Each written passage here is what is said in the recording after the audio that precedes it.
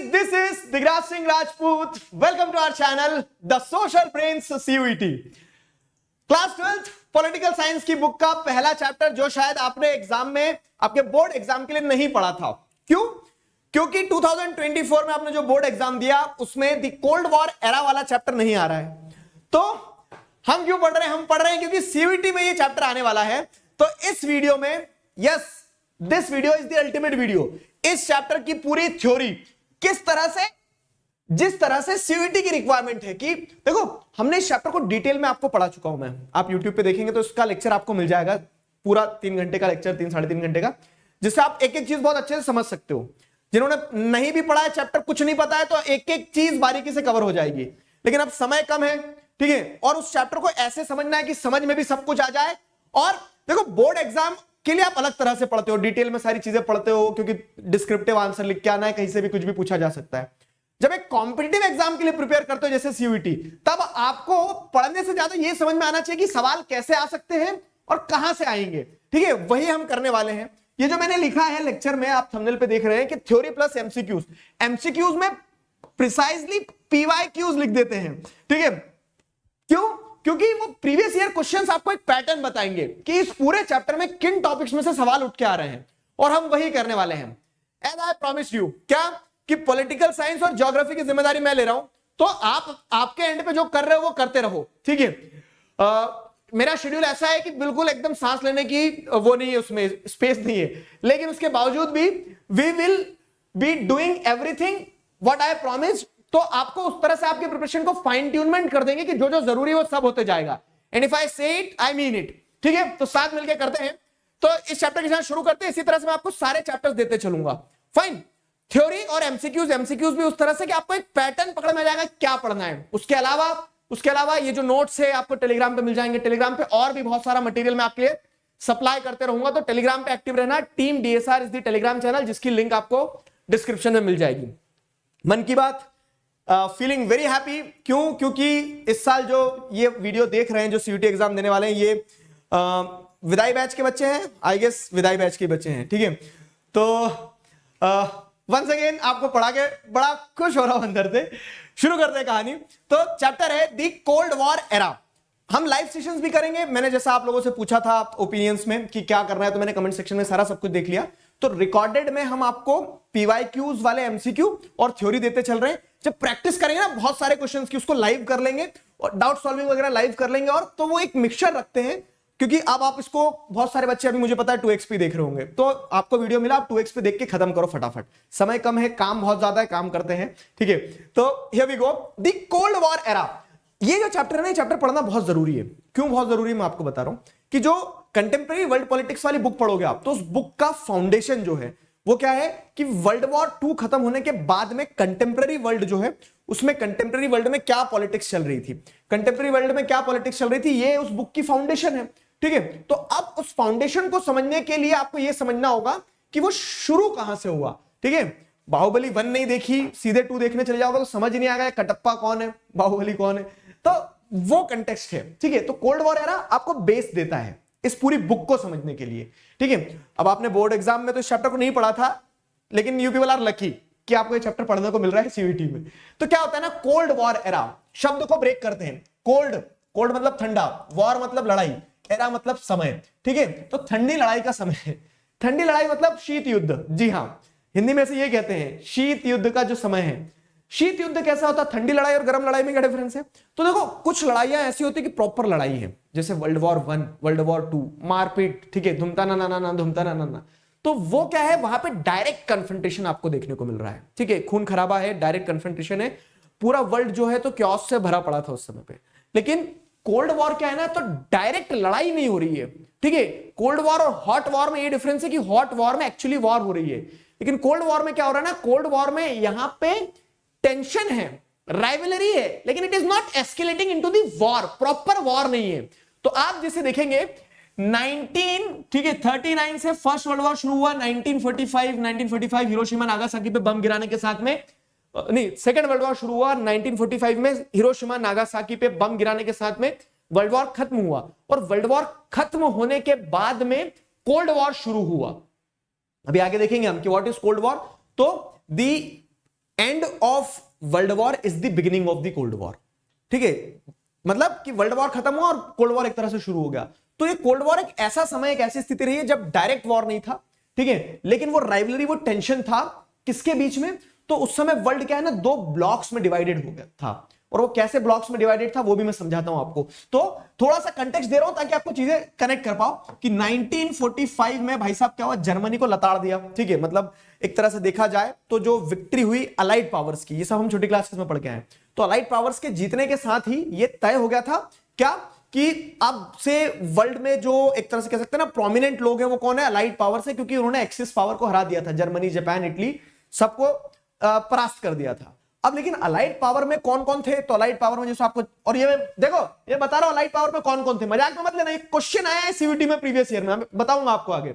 तो जैसे आप देखेंगे यूएसए, ठीक है, फ्रांस, ठीक है, यूएसए, फ्रांस, यूनाइटेड किंगडम, ठीक है, यूएसए, फ्रांस, यूनाइटेड किंगडम और रशिया। ठीक है, रशिया को अगर मैं, ठीक है, रशिया को अगर मैं सोवियत यूनियन लिख दूं तो भी बुरा मत मानना। ठीक है, सोवियत यूनियन, ठीक है, सोवियत यूनियन। तो अब ये इस तरफ क्यों लिखा मैंने? ये इस तरफ इसलिए लिखा, उसका कारण बता रहा हूं कि ये जब वर्ल्ड वॉर 1 खत्म होता है ना, वर्ल्ड वॉर 1 खत्म होने के साथ में world was divided into 2 major parts. जीतने वाले देश यही थे, चारों मिलकर जीते थे एक साथ। ठीक है, क्योंकि उनको उस समय बड़ा संकट दिख रहा था। हिटलर को हरा दिया उन्होंने मिलके। हिटलर को हराने के बाद में लेकिन उन्होंने ये देखा कि अब नंबर 1 कौन, क्योंकि 4 में से किसी एक को तो नंबर 1 पे आना होगा। ठीक है, तो फ्रांस और यूके मान चुके थे कि चलो यूएसए को नंबर 1 बना दे, लेकिन रशिया जो है with a different political setup, with a different ideological setup, with different intentions, Russia अपने आप को नंबर 1 मान रहा था। तो अब नंबर 1 की पोजीशन तो एक ही रहेगी। तो वर्ल्ड एक तरह से 2 पार्ट्स में डिवाइडेड था। अब ये दोनों लड़ नहीं रहे थे, लेकिन इनके बीच में टेंशन थे, आइडियोलॉजिकल टेंशन थे। ठीक है, इनके बीच में जैसे आप देखोगे तो हर सेंस में पॉलिटिकल सेटअप को लेकर टेंशन थे। और उसी टेंशन ने एक ऐसी सिचुएशन डेवलप कर दी सेकेंड वर्ल्ड वॉर के बाद में कि जिसे हम कोल्ड वॉर एरा कह रहे हैं। समझ में आया? तो मैंने आपको बैकग्राउंड दे दिया। आगे अगर बढ़े हम तो इसका कॉन्सेप्ट आपको समझ में आ गया, कोल्ड वॉर का कॉन्सेप्ट समझ में आ गया। तो it is a situation of competition, the tensions and a series of confrontation. ठीक है, तो कई बार ऐसे मौके आए जब ये आमने सामने आ गए, यूएसए और सोवियत यूनियन एक दूसरे के आमने सामने आ गए, लेकिन वो लड़े नहीं। ठीक है, तो वो जो सिचुएशन बनी थी उस सिचुएशन को कोल्ड वॉर कहा गया। ठीक है, तो it was the situation, the tensions and the series of confrontation between the United States and Soviet Union which was known as the cold war era. Second world war के बाद start हुई है। ठीक है, तो यहां से प्रोमिनेंटली जो मैं आपको फैक्ट्स बताता चल रहा हूं, सुनते चलना, उस पर क्वेश्चन बन सकते हैं। आगे अगर बढ़े तो कोल्ड वॉर एरा में जैसे मैंने बता दिया वर्ल्ड 2 ब्लॉक्स में डिवाइड हो गया था। सिलेबस उठा के देखोगे, ठीक है, तो आप क्या देख रहे हैं, बाइपोलर वर्ल्ड क्या है, एक टर्म आता है बाइपोलर, मतलब बाय यानी 2, पोलर यानी क्या है, 2 डिफरेंट डायरेक्शंस में पोल होते हैं ना। तो वर्ल्ड बाइपोलर जो हुआ था तो उसमें एक वेस्टर्न अलायंस था पूरा, ठीक है, और एक ईस्टर्न अलायंस था। वेस्टर्न अलायंस में यूएसए लीड कर रहा था, ईस्टर्न अलायंस को लीड करने वाला कौन था? Soviet union. अब ये दोनों अलग कैसे थे? तो जैसे अगर आप देखोगे ना, यहां पे लीड कर रहा है यूएसए। यूएसए कैपिटलिज्म आइडियोलॉजी को क्या करता है, एक तरह से चेरिश करता था। और वहीं पे आप देखोगे तो इसके अपोजिट में जो ईस्टर्न अलायंस है उसको भी समझेंगे।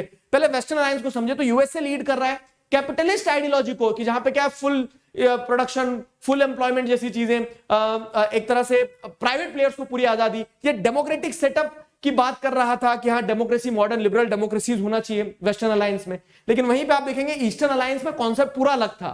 ठीक है, वेस्टर्न अलायंस ने अपना एक मिलिट्री ग्रुप बना लिया, ठीक है, NATO, North Atlantic Treaty Organisation. ठीक है, तो इन्होंने अपना एक नाटो करके एक अलग ग्रुप बना लिया। तो ये पूरा का पूरा क्या देखने को मिल रहा है आपको, कोल्ड वॉर एरा में एक टीम हो गई।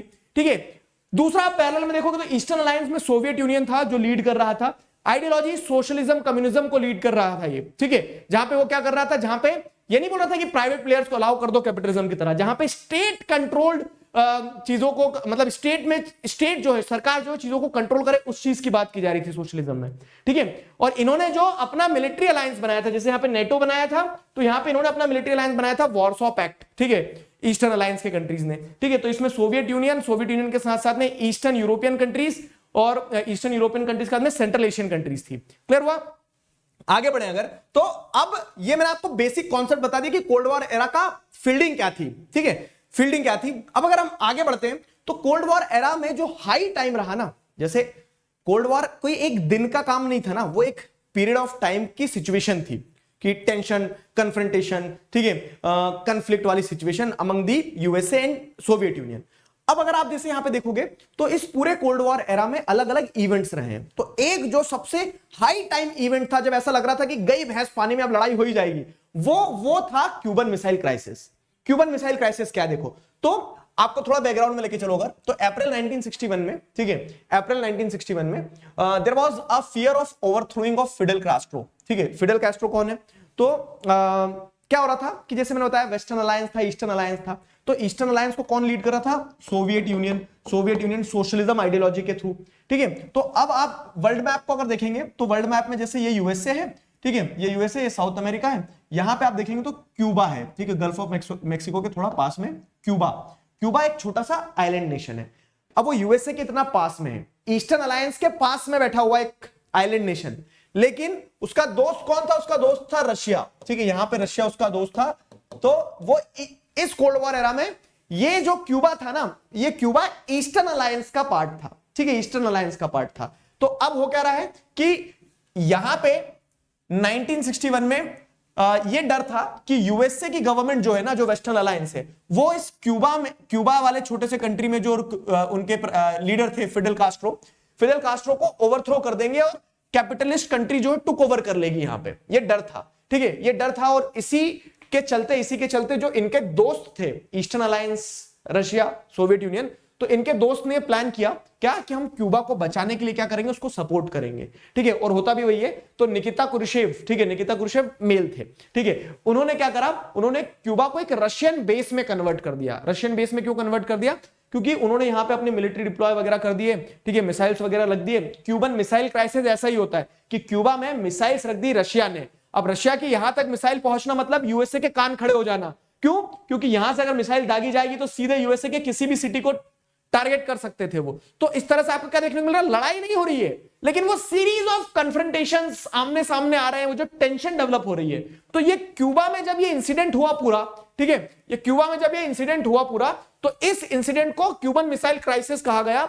और ये डर था बस कि कहीं ऐसा ना हो कि क्यूबा से कोई मिसाइल दाग दी जाए और कहीं ऐसा ना हो जाए कि यूएसए क्यूबा के ऊपर हमला कर दे और इतने में फिर वर्ल्ड वॉर 3 शुरू हो जाए, गई भैंस पानी में करके, ठीक है। तो वो एक डर था, ठीक है, वो एक डर था। अब आपको समझना होगा, तो 1962 में न्यूक्लियर मिसाइल को क्यूबा में प्लेस करवा दिया। 1961 में डर था कि ये हमारे क्यूबा के जो लीडर है फिडेल कास्ट्रो, इसको खत्म ना कर दे। तो ईस्टर्न अलायंस ने क्या किया, रशिया ने स्पेसिफिकली उसको अपना रशियन बेस बनाते हुए वहां पे न्यूक्लियर मिसाइल रख दी। और जब 3 हफ्ते के बाद में एक खबर पता चलती है किसको, यूएसए के प्रेसिडेंट को, तो यूएसए के प्रेसिडेंट उस समय थे John F Kennedy. Notes crisp है, सारे इंपॉर्टेंट नाम, सारे इंपॉर्टेंट डेट, सब कुछ आपको नोट्स में मिल जाएंगी, अभी बस सुनते चलो। तो जॉन एफ कैनेडी का रिस्पॉन्स क्या था पता है? जॉन एफ कैनेडी चाहते थे कि, मतलब उनको डर लगा कि यार मिसाइल यहां आ गई, कभी भी दाग देंगे हमारे ऊपर, कभी लड़ाई हो सकती है। तो उन्होंने इस चीज को काउंटर करना चाहा। और वहां उनके जो एडवाइजर्स थे उन्हें डर भी लग रहा था कि कहीं फुल फ्लेजेड लड़ाई ना हो जाए।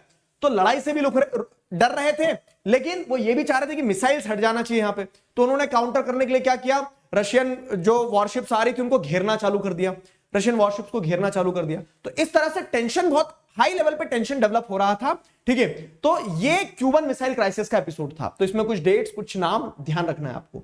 अब पॉइंट ये आता है कि ये कोल्ड वॉर का एक एग्जांपल था, एक हाई टाइम बोल सकते हैं ना कि हाईएस्ट टेंशन जो डेवलप हुआ था उस पूरे कोल्ड वॉर पीरियड में, वो यहां था। इवेंचुअली होता यह है कि रशिया अपनी मिसाइल्स को, वॉरशिप्स को विड्रॉ कर लेता है और टेंशन रिलीज हो जाती है, लड़ाई नहीं होती है, बच गए। नहीं तो थर्ड वर्ल्ड वॉर भी आप हिस्ट्री में पढ़ रहे हो तो सिलेबस बढ़ जाता, ठीक है। तो ये स्थिति हुई। अब पॉइंट ये है कि यहां से आपको सवाल निकल के आता, तो कोल्ड वॉर आखिरकार है क्या? तो जो मैंने आपको पूरा बता दिया ना, वही चीजें इस टॉपिक में बताई गई है कि end of first world war is the beginning of the cold war, जहां पे सीरीज ऑफ टेंशंस, कन्फ्रंटेशंस और कन्फ्लिक्ट्स आपको देखने को मिलते हैं वेस्टर्न अलायंस और ईस्टर्न अलायंस में, स्पेसिफिकली यूएसए और सोवियत यूनियन के बीच में, कैपिटलिज्म और सोशलिज्म के बीच में, ठीक है, मॉडर्न लिबरल डेमोक्रेसीज और अथॉरिटेरियन रिजीम के बीच में, ठीक है, वो चीज है। तो होता क्या है, कोल्ड वॉर के पहले का कंटेक्स्ट वही है कि अलाइड पावर, एक्सिस पावर लड़े, उनकी लड़ाई खत्म होती है 1945 में।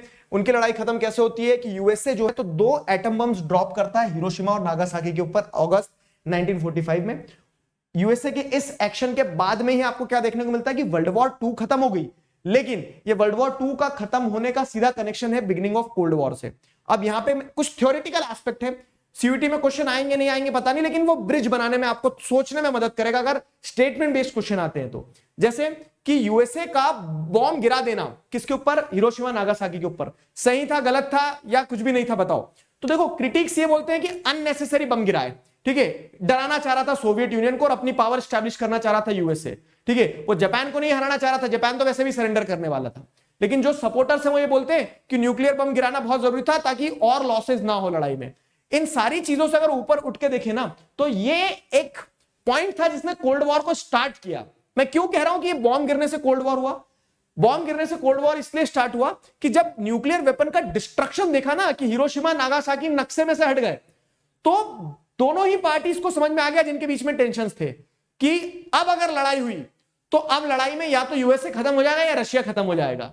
उस लेवल पे एस्केलेट हो सकती है लड़ाई, ठीक है, कि एक कंट्री खत्म हो जाएगा। तो टेंशंस थी लेकिन वो टेंशंस कभी भी हॉट वॉर में कन्वर्ट नहीं हुई, ठीक है। तो समझना होगा आपको इस चीज को कि यहां पे डेटरेंस का लॉजिक काम करता है। और ये डेटरेंस एक एक टर्म जो मैंने लिखा है, अच्छा तुम क्या सोच रहे हो कि वीडियोस धीरे क्यों आ रहे हैं? इतना इंटेंस रिसर्च करके ला रहा हूं मैं हर एक चीज कि तुम्हें समझ में आ जाएगा चैप्टर में कहां से सवाल आ सकते हैं। डेटरेंस के ऊपर 2 क्वेश्चन आए 2022 में भी 2023 में भी सीयूटी के पेपर में कि डेटरेंस क्या है। तो लॉजिक ऑफ डेटरेंस समझना मतलब एक सांप जब चलता है ना तो वो सांप फन खड़ा करता है, तो वो सांप को भी डर लग रहा है कि कहीं ऐसा ना हो कि मेरे फन को कुचल दिया जाए, और सामने वाले को देख के भी डर लगता है कि कहीं ऐसा ना हो कि सांप मुझे डस ले। तो ना आप सांप को छेड़ोगे ना सांप आपको छेड़ेगा। समझ में आ रहा है ना? दोनों बस एक दूसरे को देख के एकदम ऐसा हो जाएगा कि यार कहीं ये मुझे ना मार दे, कहीं ये मुझे ना मार दे, ठीक है, और इस कारण दोनों एक दूसरे को नहीं छेड़ेंगे। तो लॉजिक ऑफ डेटरेंस वही है कि न्यूक्लियर वेपन जब था, ठीक है, न्यूक्लियर वेपन जब डाला गया तो यूएसए को भी समझ में आ गया कि इससे कितना नुकसान हो सकता है, और रशिया को भी पता था कि हमारे पास भी न्यूक्लियर वेपन रखा है कि ठीक है असला हम भी रखते हैं जनाब। तो उस तरह से क्या है कि दोनों को एक दूसरे का डर भी था और उन्होंने देख भी लिया कि कितना डिस्ट्रक्शन हो सकता है। तो दोनों एक दूसरे से डरे हुए थे और उस कारण से कभी भी उनके बीच का टेंशन जो है ना वो फुल फ्लेजेड वॉर में एस्केलेट नहीं हुआ। ये होता है लॉजिक ऑफ डेटरेंस, ठीक है, कि दोनों एक दूसरे से क्या है डरे हुए और इस कारण से वो जो टेंशन है वो फुल फ्लेजेड वॉर में एस्केलेट नहीं हुआ, ठीक है। तो अब आपको इतनी चीजें समझ में आ गई। डेटरेंस वाला पार्ट इंपॉर्टेंट है, इस पे क्वेश्चन आया, अभी प्रैक्टिस करेंगे अपन, ठीक है। अब आता है इमर्जेंस ऑफ 2 पावरफुल ब्लॉक्स। क्या कहता है इमर्जेंस ऑफ 2 पावरफुल ब्लॉक्स? तो यहां पे कहानी ये हो रही है कि वर्ल्ड वॉर के बाद में वही 2 पावरफुल ब्लॉक्स कौन कौन से आते हैं? तो एक आता है यूएसए, एक आता है यूएसएसआर। ये वाला टॉपिक जो था मैंने स्टार्टिंग में इसीलिए बैकग्राउंड पूरा बना दिया आपको चैप्टर का, ठीक है। तो अब यहां पे क्या हो रहा है, 2 पावरफुल ब्लॉक हो गए। Europe was almost divided into 2 powerful blocks. अब क्वेश्चन ये था कि इंडिपेंडेंट कंट्रीज जिन्हें आजादी मिल रही थी वो किधर जाएंगे, ठीक है। States were expected to rely on their protector superpower and its ally. तो जो छोटे मोटे स्टेट्स थे ना वो अपने प्रोटेक्टर सुपर पावर्स के ऊपर डिपेंडेंट होते थे। जैसे अगर कोई वेस्टर्न अलायंस को ज्वाइन कर रहा है तो इसलिए ज्वाइन कर रहा है क्योंकि वो निश्चिंत हो गया कि चलो मैं यूएसए की गोदी में जाके बैठ गया हूं तो यूएसए मेरी रक्षा करेगा, मैं रशिया की गोदी में जाके बैठ गया हूं तो रशिया मेरी रक्षा करेगा, वैसा, ठीक है। साथ ही साथ क्या है, स्मॉलर स्टेट्स जो हैं, ठीक है, the smaller states in the alliance use their link to the super powers for their own purpose. और स्मॉलर स्टेट्स इस तरह से, मतलब ऐसे नहीं होता गली मोहल्ले की लड़ाई हो जाती है तो एक वो बच्चे जो बोलते हैं हमारी टीम में वो दादा है, ठीक है, तो इसके लिए वो उनकी ताकत पे अपनी ताकत दिखाते हैं। तो ये जब 2 पावर ब्लॉक्स में वर्ल्ड डिवाइड हो गया तो ये सिचुएशन बन रही थी वहां पे, ठीक है। वेस्टर्न अलायंस ने अपना जो अपना ब्लॉक बनाया तो उस ब्लॉक का नाम था नेटो, ठीक है। तो नेटो जो है तो नॉर्थ अटलांटिक ट्रीटी ऑर्गेनाइजेशन, ये क्या है, एक मिलिट्री ऑर्गेनाइजेशन है। अब ध्यान रखना ये इंपॉर्टेंट हो गया जैसे इस चैप्टर से क्या कि अगर हम बात करें कि जब वर्ल्ड 2 पावर ब्लॉक्स में डिवाइड हो रहा है तो एक बना था नेटो, ठीक है, नॉर्थ अटलांटिक ट्रीटी ऑर्गेनाइजेशन, जो कि कब बना, अप्रैल 1949 में। सारी इंपॉर्टेंट डेट्स, सारी इंपॉर्टेंट चीजें नोट्स में एक एक जगह लिखा रहेगा जिससे क्या रहेगा आपकी आप रिकॉल कर पाओ आसानी से और उस पर क्वेश्चन बन के आएंगे आपको देखने को मिलेगा, ठीक है। तो ये क्या था, 12 स्टेट्स का एक एसोसिएशन था, ठीक है। 12 स्टेट जो है स्पेसिफिकली वेस्टर्न यूरोप के, वो 12 स्टेट्स एक साथ आते हैं। अब देखो प्रीवियस ईयर में ये क्वेश्चन पूछा गया कि कितने स्टेट थे। अब हो सकता है कि आपको ये थोड़ा आइडिया रहे कि कौन कौन से स्टेट थे, तो ये आपको ये बुक में आपको मैप दिया भी है, तो ये थोड़ा सा आपको अपने एंड पर रिसर्च भी करते चलना है, ठीक है। तो अप्रैल 1949 में 12 स्टेट्स का एक क्या बनता है, ग्रुप बनता है, ठीक है, जिसको वो नॉर्थ अटलांटिक ट्रीटी ऑर्गेनाइजेशन देते हैं। और ये कलेक्टिव सिक्योरिटी का काम करा इन्होंने कि अगर इनमें से किसी एक पे भी हमला होता तो माना जाएगा कि हमारी टीम पे हमला हुआ तो हम सब एक साथ रिटेलिएट करेंगे, जिससे क्या हो कि जिससे वो ईस्टर्न अलायंस को वो डेटरेंस, वो डर क्रिएट कर सके, ठीक है, so that they can prevent the war. समझ गए मेरी बात को? वही चीज आप जैसे देखोगे तो ये तो उन्होंने यूरोप को तो डिवाइड कर ही दिया इस तरह से 2 पावर ब्लॉक्स में कि यूरोप के नेशंस जो है तो वो क्या बना लिया, उन्होंने नेटो बना लिया। लेकिन यूरोप के बाहर भी जैसे निकलेंगे तो South East Asia, Central Asia, इन कंट्रीज को भी अपने साथ जोड़ना था। तो जैसे सीटो एक साउथ ईस्ट एशियन ट्रीटी, तो वेस्टर्न अलायंस ने यूरोप से बाहर के देशों के लिए जैसे साउथ एशियन कंट्रीज को अपने साथ जोड़ने के लिए सीटो बनाया। उन्होंने एक सेंटो भी बनाया, सेंट्रल ट्रीटी ऑर्गेनाइजेशन। तो इस तरह से वो अपना एक्सपेंशन कर रहे थे। वर्ल्ड में आपको क्या देखने को मिल रहा था, एक ब्लॉक बन रहा था। वैसे ही दूसरा ब्लॉक जो बन रहा था ईस्टर्न अलायंस, उसमें क्या है, वॉर्सो पैक्ट। उन्होंने जैसे इन्होंने NATO North Atlantic Treaty Organisation sign किया, ठीक है, तो वैसे ही ईस्टर्न अलायंस जो रशिया वाला था, सोवियत यूनियन वाला, उन्होंने अपना वॉर्सो पैक्ट साइन किया 1955 में, ठीक है, which was led by Soviet Union to counter NATO. मतलब इन्होंने अपना पावर ब्लॉक इसलिए बनाया क्योंकि ये ब्लॉक बना चुके थे। इंडिया ने न्यूक्लियर वेपन बनाया तो उस डर में पाकिस्तान ने न्यूक्लियर वेपन बना दिया। समझ में आ रहा है ना? तो वही चीज यहां पे भी हुई कि वेस्टर्न अलायंस को चेक करने के लिए, ठीक है, नेटो को चेक करने के लिए वॉर्सो पैक्ट होता है sign. Warsaw pact eastern alliance का मिलिट्री अलायंस था, ठीक है, अलायंस मतलब ग्रुप। अब this was responded by close relation with countries such as North Vietnam, North Korea and Iraq। जैसे सीटो सेंटो बना रहे थे वेस्टर्न अलायंस, वैसे ही ईस्टर्न अलायंस क्या बना रहा था, दूसरी कंट्रीज जैसे नॉर्थ कोरिया, वियतनाम, इराक, इनके साथ में रिलेशंस बिल्ड कर रहा था। और इस तरह से वो क्या कर रहा था कि वो डेटरेंस को काउंटर करने की कोशिश कर रहा था कि तुम आंख दिखाओगे तो हम शर्मा नहीं जाएंगे, हम भी आंख दिखाएंगे, वैसा वाला काम है, ठीक है, वैसा वाला काम है। अब इसी सारी चीज के पैरेलल क्या हो रहा था कि world was divided into 2 powerful blocks, there was the emergence of 2 powerful blocks. इसी पूरी कहानी के बीच में क्या हो रहा है कि हम जैसे कि बहुत सारे इंडिपेंडेंट नेशंस जो इमर्ज हो रहे थे, ठीक है, तो न्यूली इंडिपेंडेंट कंट्रीज वो कहां जाए भाई साहब, ठीक है, उनके अपने डर थे, उनके अपने कंसर्न्स थे। क्या कि अगर मान लो इंडिया जैसे वेस्टर्न अलायंस को ज्वाइन कर लेता, ठीक है, तो वो तो पैदा होते से ही दुश्मनी ले ली उसने ईस्टर्न अलायंस के साथ। गलती क्या है कि सिर्फ वेस्टर्न अलायंस को ज्वाइन किया। अगर मान लो वो ईस्टर्न अलायंस को ज्वाइन कर लेता तो सारे वेस्टर्न अलायंस उसके दुश्मन बन जाते। तो न्यूली इंडिपेंडेंट कंट्रीज तो ये सोच रहे थे कि हम कैसे अपना मतलब अपने आप को सेफ कैसे रखें, और उन्हें यह डर था कि ऐसा ना हो कि वेस्टर्न अलायंस ज्वाइन कर ले और वेस्टर्न अलायंस में ब्रिटेन बैठा है, हम ब्रिटेन के पास जाएं तो ब्रिटेन बोले आ गए, चलो आजाद तो कर दे लेकिन रहोगे मेरे गुलामी, फिर से गुलाम ना बना लेंगे हमें, ठीक है। तो they had their own fears and concerns, ठीक है, उनके अपने खुद के डर थे और कंसर्न्स थे। और इस पूरे डर और इस पूरी चिंता के बीच में नैम जो है ना, नॉन अलाइन मूवमेंट, ठीक है, non align movement was a way to stay aloof, कि ना हम इधर के ना हम इधर के, भाई साहब हमारा अपना, ठीक है, our own race our own pace, ठीक है, हमारी खुद की रेस रहेगी, हमारी खुद की स्पीड रहेगी, अपने आराम से चलेंगे, दोनों के झंझट में नहीं पड़ना, रिस्क नहीं लेने का है बाबा, ठीक है। तो वो वाला सिचुएशन डेवलप हो रहा था यहाँ पे, ठीक है। अब पॉइंट ये आता है कि चलो सर न्यूली इंडिपेंडेंट कंट्रीज ने तो NAM non align movement join कर लिया, इसको आगे पढ़ेंगे अभी, जिसमें से बहुत इंपॉर्टेंट क्वेश्चन बनते हैं। तो ये तो समझ में आ गया, तो लेकिन समझ ये नहीं आ रहा कि जो यूरोप के दूसरे कंट्रीज थे, तो why super power needed any allies at all. Super power तो सुपर पावर है। अब कह सकते हैं कि सुपरमैन जो है, तो सुपरमैन को और शक्ति क्यों चाहिए, वो किसी और के ऊपर क्यों डिपेंडेंट होगा, वो तो खुद पावरफुल है। तो आपको ये चीज समझना होगी कि क्या होता है ना, लालच बुरी बला, तो उसी तरह से ये सुपर पावर है, ये और सुपर पावरफुल बनना चाहते थे, और ये इसीलिए अपने साथ लोगों को जोड़ते थे ताकि उन देशों के रिसोर्सेज ये इस्तेमाल कर सके, ठीक है, उन देशों की टेरिटरीज इन्हें मिल सके, जिन टेरिटरीज से वो क्या कर सके, लॉन्च कर सके। जैसे ईस्टर्न अलायंस का दोस्त था कौन, क्यूबा, एक छोटा सा देश, लेकिन वो क्यूबा इतना इंपॉर्टेंट था कि उस पे अगर मिसाइल रख दी तो पूरे अमेरिका को थरथरा सकते थे। तो टेरिटरीज यूज कर सके, लोकेशंस टू स्पाई, ठीक है, जासूसी कर सके। जैसे क्यूबा में वो जाके ये देख सकते थे ना यूएसए में क्या चल रहा है, पास पहुंच गए बहुत, ठीक है। इकोनॉमिक सपोर्ट, छोटे देश बड़े देश को क्या इकोनॉमिक सपोर्ट दे देंगे, लेकिन चंदा इकट्ठा होता है ना, तो वो क्या है, हर घर से थोड़ा थोड़ा चंदा लेके आप क्या कर लेते हो, बहुत बड़ा पैसा इकट्ठा कर लेते हो। तो वो वही है कि सबके इकोनॉमिक रिसोर्सेज यूज करके वो अपनी पावर, अपनी आइडियोलॉजी को एस्टैब्लिश कर सकते थे। और लास्ट चीज ये भी है कि अगर मान लो ज्यादा कंट्रीज, छोटे छोटे देश वेस्टर्न अलायंस को ज्वाइन कर रहे हैं, तो ऐसा लगेगा कि वेस्टर्न लिबरल आइडियाज, कैपिटलिज्म के आइडिया, डेमोक्रेसी के आइडिया जीत रहे हैं over the ideology of eastern alliance and vice versa. अगर ईस्टर्न अलायंस को ज्यादा लोग ज्वाइन करेंगे तो ये मैसेज जाएगा कि नहीं, हमारी आइडियोलॉजी, हमारा सोचना सही है। तो वही टीम अप करने वाला गेम था पूरा। सो मैम, तो ये इतने टॉपिक जो प्रोमिनेंटली, जैसे आप देखोगे Cuban missile crisis, the emergence of 2 power blocks, ये आपके सिलेबस में है। अब ये टॉपिक मैंने आपको पूरा रिकॉल करवा दिया क्या है, इसमें इंपॉर्टेंट सारा डेटा डाल दिया है। अब इसमें सवाल क्या बन के आए हैं, तो जैसे अगर आप देखोगे यहां इस सवाल को देखो। अच्छा, इंपॉर्टेंट चीज एक और, सीयूईटी के पेपर क्योंकि 2022 और 23 में 2 ही बार पेपर हुए अभी, ठीक है, वो ऑनलाइन हुए हैं, पूरे कंप्यूटर बेस्ड हुए हैं, तो उसकी अवेलेबिलिटी सोर्सेस पे रिलाय करना बड़ा डिफिकल्ट है कि ये आया था भी कि नहीं आया था एग्जाम में। इस साल जैसे हाइब्रिड होना है, पॉलिटिकल साइंस का तो आपका पेन एंड पेपर मोड पे होना है, ठीक है, तो इस साल जो हाइब्रिड होना है, ठीक है, तो उससे हमें प्रॉपर हर बार के हर शिफ्ट के, और इस बार अच्छी बात है कि शिफ्ट एक ही होना है, वाह भाई वाह, ठीक है। तो पहली बार 2022 में तो पता नहीं क्या ब्लंडर हुआ था, ठीक है, 23 में फिर भी सॉर्टेड था।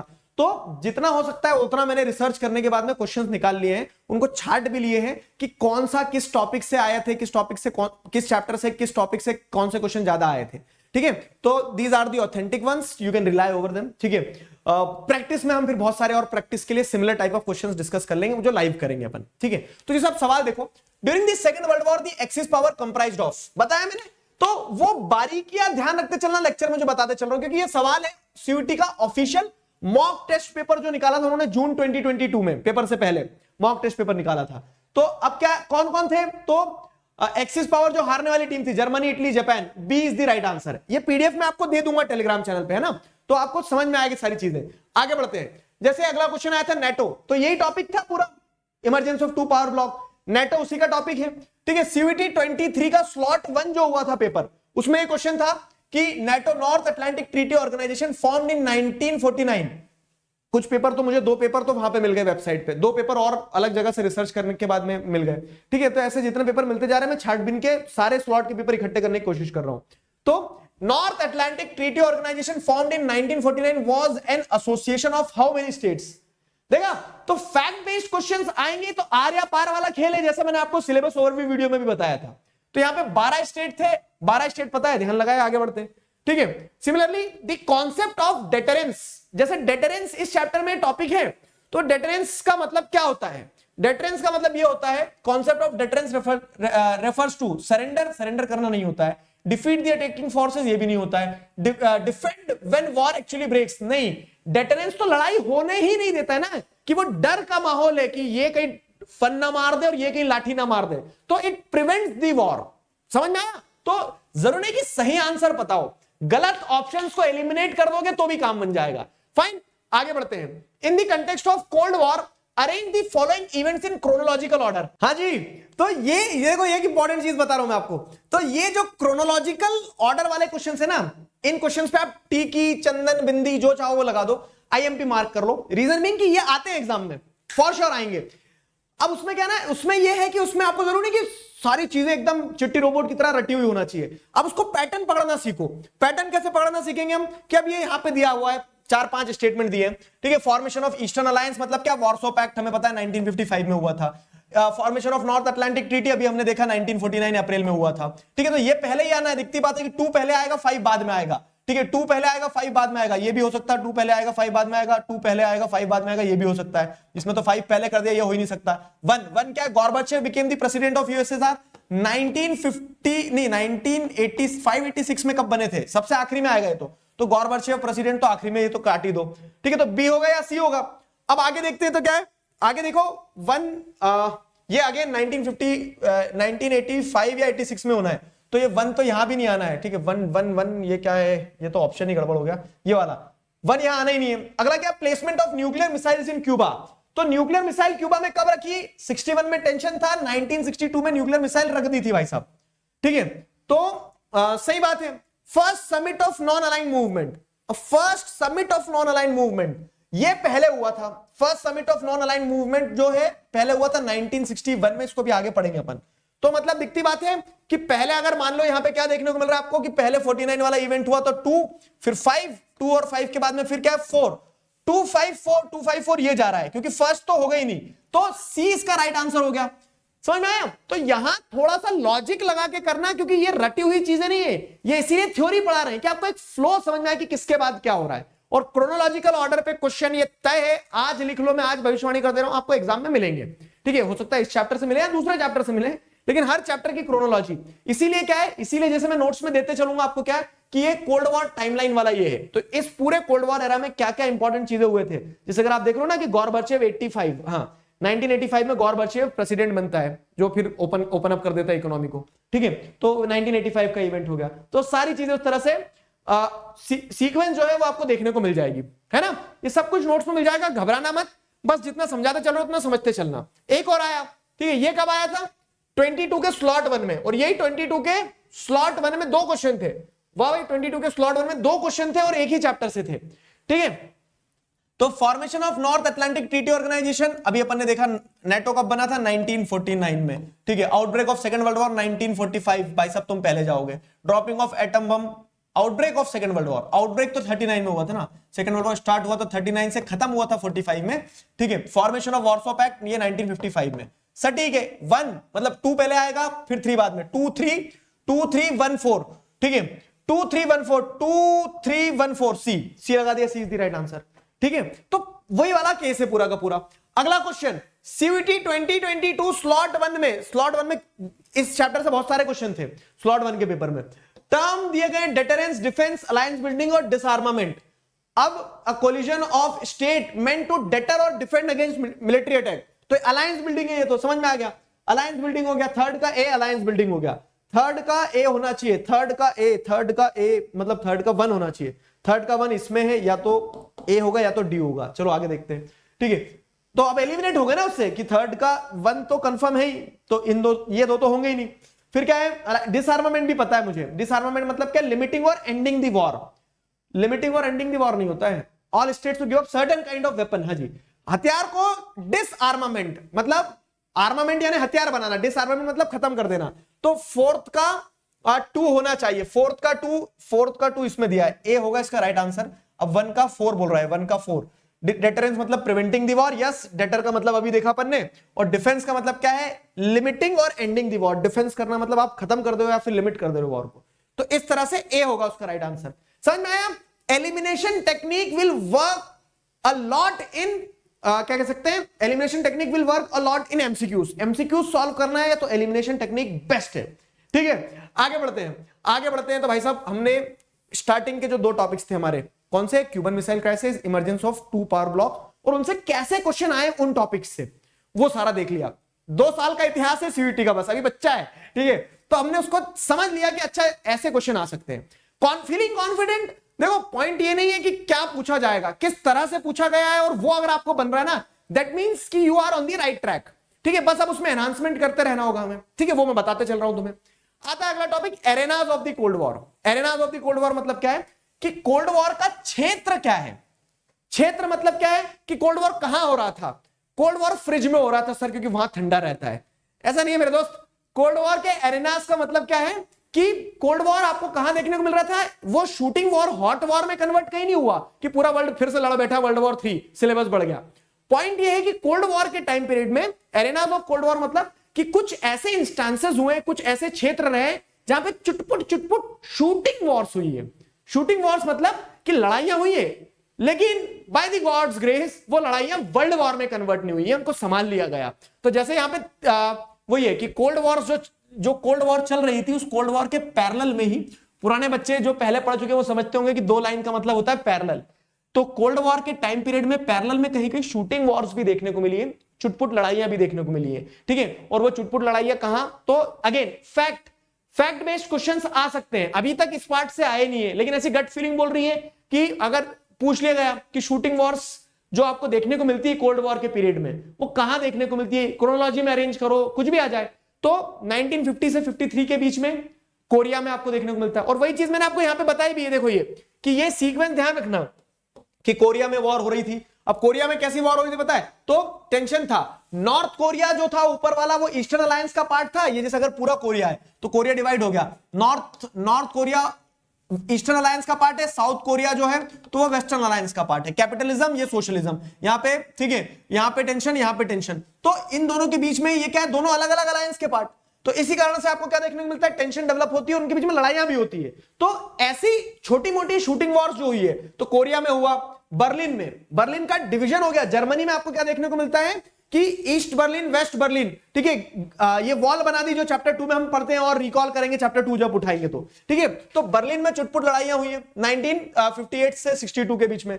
वैसे कॉन्गो क्राइसिस की अगर बात करें तो अफ्रीका में कॉन्गो में भी आपको शूटिंग वॉर देखने को मिलती है अर्ली 1960s में, ठीक है। तो these were some of the instances, these were some of the arenas of the cold war. अब ये जो डेवलपमेंट हुआ ना, तो what was the context to the arena of cold war in its nature, तो ये वो लड़ाइयां थी जो इन्फ्लुएंस थी कोल्ड वॉर के एटमॉस्फेयर से, कि वो जो टीम अप हो रहा था, जो पावर ब्लॉक्स बन रहे थे, तो उससे इन्फ्लुएंस थी। और वो पावर ब्लॉक जो बन रहे थे तो या तो ईस्टर्न अलायंस पेट्रोल का काम कर रहे थे या वेस्टर्न अलायंस पेट्रोल का काम कर रहे थे, ठीक है। इनफैक्ट आप देखेंगे कि लोगों की जान भी गई है। वियतनाम में जो लड़ाई चली, वियतनाम में भी ये कोल्ड वॉर के टाइम पीरियड में लड़ाई चली लंबे समय तक, ठीक है, वहां जो लोगों की जानें भी गई, लेकिन अगेन कि वो सिर्फ वहीं तक सीमित रही है, वो बड़े स्केल पे कन्वर्ट नहीं हुई है। तो ये अच्छा काम हुआ। इनफैक्ट आपको यहां क्या देखने को मिलता है कि जैसे हमने देखा कि दो पावर ब्लॉक्स जब इमर्ज हो रहे थे तो उसमें एक तरीका यह था कि नॉन अलाइंड रहो आप, ठीक है, it was a way aloof, ठीक है, it was a way to stay aloof, कि दोनों से दूर हैं लेकिन अपने आप में मस्त है। तो इनफैक्ट ये कोल्ड वॉर के जब टेंशंस डेवलप हो रहे थे, कोल्ड वॉर के पीरियड में जो एरेना ऑफ कोल्ड वॉर था, जहां जिन एरियाज में आपको छुटपुट लड़ाइयां देखने को मिल रही थी, उन लड़ाइयों में नॉन अलाइंड कंट्रीज ने एक बहुत इंपॉर्टेंट रोल प्ले करा था, ठीक है। तो एग्जांपल के तौर पे जैसे हमारे जवाहरलाल नेहरू जी, अरे नेहरू जी की स्पेलिंग गलत कर दी, ठीक है, तो जवाहरलाल नेहरू जो उन्होंने कॉन्गो क्राइसिस को रिजॉल्व करने में एक इंपॉर्टेंट रोल प्ले किया, सॉरी कोरियन क्राइसिस को रिजॉल्व करने में एक इंपॉर्टेंट रोल प्ले किया, ठीक है। सिमिलरली यूएन के एक जनरल सेक्रेटरी थे, ठीक है, जिन्होंने कॉन्गो क्राइसिस को रिजॉल्व करने में एक इंपॉर्टेंट रोल प्ले करा। अच्छा मजेदार चीज, अब देखो आप क्या है, यूनाइटेड नेशंस भी पढ़ोगे, सिलेबस में है आपके। अब यूनाइटेड नेशंस में सेक्रेटरीज के बारे में पढ़ोगे, सेक्रेटरी जनरल्स के बारे में, तो यूएन सेक्रेटरी जनरल्स के बारे में जब पढ़ोगे तो उनके क्रोनोलॉजी, उनके काम, ये सारी चीजें क्वेश्चन बन के आते हैं, ये प्रीवियस ईयर में पूछे गए हैं। तो अब वो वहां पढ़ रहे हो, उसका मतलब यहां कोई सिग्निफिकेंस नहीं है क्या? नहीं, कनेक्ट करना सीखो। जैसे कौन से यूएन सेक्रेटरी जनरल थे जिन्होंने कॉन्गो क्राइसिस को रिजॉल्व किया, वो इस चैप्टर का पार्ट भी है, यूएन वाले चैप्टर का भी पार्ट है। तो U Thant was the person, ध्यान आ रहा है, कनेक्ट करते चलना, you have to connect the dots, ठीक है, U Thant was the person. तो ये इस तरह से एरेनास ऑफ कोल्ड वॉर वाला पार्ट आ गया। इससे एज कोई मेजर क्वेश्चन अभी देखने को मिला नहीं है पीवाईक्यू में, लेकिन गट फीलिंग बोल रही है इस साल आ गया तो पढ़ते सब चलना। आगे बढ़ते हैं कि डेटरेंस का जो माहौल क्रिएट हुआ था, ठीक है, मैं आपको चैप्टर का वो फ्लो बता रहा हूं कि सारे इंपॉर्टेंट टॉपिक्स कवर हो जा रहे हैं और आपको एक कनेक्टिविटी, एक नोट्स का वो मिल जाएगा, ठीक है। तो डेटरेंस का जो माहौल कनेक्ट डेवलप हुआ था ना, तो उसमें दोनों ही साइड को ये समझ में आ रहा था। क्या समझ में आ रहा था दोनों साइड को? कि असला बारूद हमारे पास भी, असला बारूद तुम्हारे पास भी है, तुम ईंट मारोगे हम जवाब पत्थर से देंगे, ठीक है। तो यहां पे क्या हो रहा है ना, यहां पे टेंशन बहुत थी। देयर वर डिफरेंट एरियाज जहां पे लड़ाइयां चुटपुट हो रही थी, लेकिन वो फुल फ्लेजेड वॉर में इसीलिए कन्वर्ट नहीं हो पा रही थी क्योंकि डेटरेंस का इफेक्ट था कि दोनों साइड डरा हुआ था, दोनों साइड ये नहीं चाहते थे कि, और समझ भी रहे थे कि वो किस लेवल तक एस्केलेट हो सकती है, शायद दुनिया का नक्शा बदल जाए। तो इसी के चलते एक स्टेबल बैलेंस ऑफ वेपन भी वो चाहते थे कि ऐसा ना हो कि इतने हथियार पाइलअप कर लें और अगर गलती से भी किसी दिन किसी कह सकते हैं सोल्जर नहीं, घर पे बीवी से लड़के आने के बाद उन्होंने सोचा कि दुनिया ही खत्म कर देता हूं, झंझट खत्म ठीक है, उसने गलती से हथियार चला दिए और फिर फुल फ्लेजेड स्केल पे वॉर हो गई तो दुनिया ही खत्म हो जाए, तो उसकी बीवी का झंझट खत्म हो, तो वो बड़ा डर था, ठीक है। तो इसके लिए दोनों ही तरह के लोग जो है तो उनसे एक्सपेक्ट किया जाता था कि रिस्पॉन्सिबली बिहेव करेंगे भाई साहब, तो वो रिस्पॉन्सिबली बिहेव करेंगे। तो उसके लिए क्या देखने को मिल रहा था आपको? उसके लिए देखने को मिलता है कि वो आर्म्स कंट्रोल ट्रीटीज भी साइन करते हैं बहुत सारी, कि हथियारों को कंट्रोल किया जाए, ठीक है। तो हथियारों को कंट्रोल करने के लिए जैसे अगर आप देखेंगे तो चैप्टर के लास्ट में आर्म्स कंट्रोल ट्रीटीज जो साइन हुई है उस पर पीवाईक्यूज में क्वेश्चन आए हैं, प्रीवियस ईयर में उस पे से क्वेश्चन आए, वो एक इंपॉर्टेंट पार्ट बन जाएगा। इस साल भी आपको वहां से क्वेश्चन देखने को मिलेगा। अगेन आदत रही है कि जो बोलो ऐसे बोलो, सटीक तरीके से बोलो। तो मैं आपको बता रहा हूं कि जब पेपर हो जाएगा ना आपका सीयूटी का, लॉट क्या ना, इस बार तो एक ही पेपर होना है, और ठीक है, मतलब मल्टीपल स्लॉट्स का झंझट नहीं है। तो जब लॉट क्या होगे तो आपको देखने को मिलेगा क्या कि हम जो ये लेक्चर्स में बोल रहे हैं, डिस्कस कर रहे हैं, उन एरियाज से स्पेसिफिकली टॉपिक उठ के आएंगे, ठीक है। तो वो चीज है। तो उसमें क्या हो रहा है कि आर्म्स कंट्रोल वाला पार्ट जैसे इंपॉर्टेंट हो जाता है तो ट्रीटीज थोड़ा ध्यान रखना। तो जैसे लिमिटेड टेस्ट बैंड ट्रीटी एक साइन करवाई गई, इनको लास्ट में समझाऊंगा। नॉन प्रोलिफरेशन ट्रीटी एक साइन करवाई गई। Anti ballistic missile treaty sign करी, किसने? ये यूएसए और यूएसएसआर के बीच में, मेजर पावर ब्लॉक्स के बीच में। क्यों? क्योंकि वो चाहते थे कि क्या रहे, एक तरह से रिस्पॉन्सिबली ये टेंशन को रिलीज किया जाए, ठीक है। लड़ना भी है, डर भी लग रहा है ठीक है, वैसा केस था। अब आता है चैलेंज टू बायपोलैरिटी। भाई साहब ठीक है, टिकी चंदन बिंदी लगाओ, क्योंकि पीवाईक्यू में इस टॉपिक से बहुत सारे क्वेश्चंस, पीवाईक्यू को आप देखोगे तो इस टॉपिक से बहुत सारे क्वेश्चन है। चैलेंज टू बायपोलैरिटी का मतलब क्या होता है कि world was divided into two poles, bipoles, North और साउथ दो पोल होते ना, तो एक तो हो गया था आपका क्या, कैपिटलिज्म या फिर कह सकते हैं वेस्टर्न अलायंस, एक हो गया आपका सोशलिज्म या फिर ईस्टर्न अलायंस। तो वर्ल्ड दो पार्ट में डिवाइडेड था। तभी क्या होता है, तभी यहां से एक आदमी निकल के आता है, ठीक है, एक आदमी मतलब कि एक ग्रुप निकल के आता है, और वो ग्रुप जो है तो वो चैलेंज करता है इस बायपोलर वर्ल्ड को बायपोलर की जगह वो मल्टीपोलर बनाने की कोशिश करता है। वर्ल्ड मल्टीपोलर तो नहीं बनता है, लेकिन जैसे हम बता रहे हैं ना कि दो लोगों की लड़ाई के बीच में तीसरा आदमी ना पिसे, इसके लिए third type of system, third world order emerge होता है, जिसे हम कहते हैं नॉन अलाइन मूवमेंट। नाम, ठीक है, नाम नैम जैसे भी प्रोनाउंस करना है आपको, ठीक है। तो नाम या नैम जो है हमारा, ठीक है, नॉन अलाइन मूवमेंट की अगर हम बात करें तो इसमें क्या रहेगा ना, इसमें जो न्यूली इंडिपेंडेंट कंट्रीज थे उन्होंने बोला कि ना वेस्टर्न अलायंस ना ईस्टर्न अलायंस, अपना खुद का एक अलायंस, ठीक है। तो वो चीज थी। तो cold war was the time period, ठीक है, world became bipolar during that time period, ठीक है। तो non alignment provided a third alternative. समझ में आया? देखो नोट्स उस तरह से है कि आप क्रिस्प पे 5 मिनट में, एक स्लाइड ये, एक स्लाइड पीछे गई, एक और स्लाइड आएगी, बाकी में तो क्वेश्चन है। तो नोट्स ऐसे है कि सट सट रिवाइज कर लोगे। शर्त यह है कि अटेंशन के साथ लेक्चर सुन लेना और इस नोट्स को बार बार रिवाइज करते रहना। मैं कर रहा हूं ना तुम्हारे एंड पे मेहनत, तुम सिर्फ पढ़ो और सबसे बेस्ट कॉलेज में जाना, और जब सबसे बेस्ट कॉलेज में चले जाओगे तो फिर मुझे बहुत सारे मेल आते हैं कि सर हमारे कॉलेज में ये फंक्शन हो रहा है, आ जाओ। वो तो मेरी क्लासेस के चक्कर में मैं जा नहीं पाता हूं, ठीक है। तो I will be more than happy कि आपका वो मेल मुझे मिल जाए कि मेरे बच्चे पहुंच गए वहां तक, ठीक है। चलो आगे बढ़ते हैं। तो फॉर्मेशन ऑफ नैम की अगर हम बात करें तो फॉर्मेशन ऑफ नैम क्या है कि 3 दोस्त थे, ठीक है, यूगोस्लाविया के जोसेफ ब्रोज टीटो, ठीक है, इंडिया के जवाहरलाल नेहरू चाचा जी, इजिप्ट के गमाल अब्देल नसीर, ठीक है। अब ये तीनों दोस्त, ठीक है, 3 भाई कि किसी में हिम्मत जो हमें अलग करके दिखाए, ठीक है, चीता ही कहते हैं तो उस तरह के ये 3 भाई थे। अब ये तीनों दोस्त ने क्या करा, इन्होंने मीटिंग करते हैं ये 1956 में, और 1956 में जब ये मीटिंग करते हैं ना, और ये मीटिंग करके बोलते हैं कि यार बड़ा लफड़ा है यार, किसको ज्वाइन करें किसको नहीं, अपन तो तीनों एक साथ आ जाते हैं। तो इनके इस आइडिया को सपोर्ट किया घाना के, ठीक है, कामवे नुकुरमाह ने और इंडोनेशिया के सुकार्नो ने, ठीक है। तो अब 3 से क्या होगा, 5 पांडव बन गए भाई साहब, ठीक है। तो ये 5 लोगों का नाम ध्यान रखना पहली चीज, ठीक है। तो ये 5 लोग कौन थे, कहां से थे, इस पे क्वेश्चन आने की भी पॉसिबिलिटी है, क्योंकि प्रीवियस ईयर में पूछा गया है यहां से इस चैप्टर के इस टॉपिक से, ठीक है। तो had a meeting in 1956 supported by Ghanas Kwame Nkrumah and Indonesia Sukarno. तो ये 5 लीडर जो है ना, ये पांचों लीडर ने मिलके नॉन अलाइन मूवमेंट चालू किया, ठीक है। नॉन अलाइन मूवमेंट मतलब क्या है कि ये हम ना वेस्टर्न ना ईस्टर्न, अपना अपना खुद का एक टीम बनाएंगे, and these were the 5 founding members, ठीक है। और इनकी पहली मीटिंग जो होती है ना, तो ये नॉन अलाइन मूवमेंट का पहला समिट जो है वो कहां होता है, 1961 में बेलग्राड, ठीक है, यूगोस्लाविया। तो बेलग्राड में इनकी मीटिंग होती है, और तब 25 मेंबर्स थे, और ओवर टाइम ये नॉन अलाइन मूवमेंट एक्सपैंड ही होता रहा है। ये फर्स्ट समिट था। लेटेस्ट समिट अभी 2024 में हुआ है, जो 90th समिट था, मतलब 19 समिट हो चुके हैं, समिट मतलब मीटिंग, ठीक है। पहला आपको ध्यान रह गया। अब मैं आपको इंटरेस्टिंग चीज दिखाऊंगा, इस पर क्वेश्चन आया है पीवाईक्यू में, ठीक है, तो वो भी अपन देखेंगे। तो अब ये इसीलिए बोल रहा हूं कि ये चैलेंजेस टू बायपोलैरिटी में जो नाम निकल के आया ना, नॉन अलाइन मूवमेंट, इसको समझ लेना, इसमें जो फैक्ट्स है वो ध्यान कर लेना, और कुछ नहीं है। और ये नॉन अलाइन मूवमेंट को बनाने के पीछे का ऑब्जेक्टिव भी उनका क्या था, ऑब्जेक्टिव यही था क्या कि वो एक थर्ड वर्ल्ड ऑर्डर क्रिएट कर सके, ठीक है, थर्ड वर्ल्ड ऑर्डर क्रिएट कर सके। इनफैक्ट लेटेस्ट समिट जो हुआ वो कहां पे हुआ है, ठीक है, काम्पाला में हुआ है, युगांडा, ठीक है, काम्पाला युगांडा अफ्रीका में जो है, ठीक है, 15 से 20 जनवरी के बीच में हुआ था, अभी ताजा 2024 में। तो ये लेटेस्ट समिट 19th समिट था, ठीक है। तो ये मान लो जीए में आ गया, जनरल अवेयरनेस में आ गया, तुम्हारा पॉइंट है ना। तो हर तरह से, क्योंकि सिलेबस का भी पार्ट है, जनरल अवेयरनेस में, करंट अफेयर में भी पूछा सकता, 2-3 तरह से ओवरलैप हो रहा है, तो मैंने सोचा इसको बता दूं मैं तुम्हें, ठीक है, लेटेस्ट समिट। समझ में आया?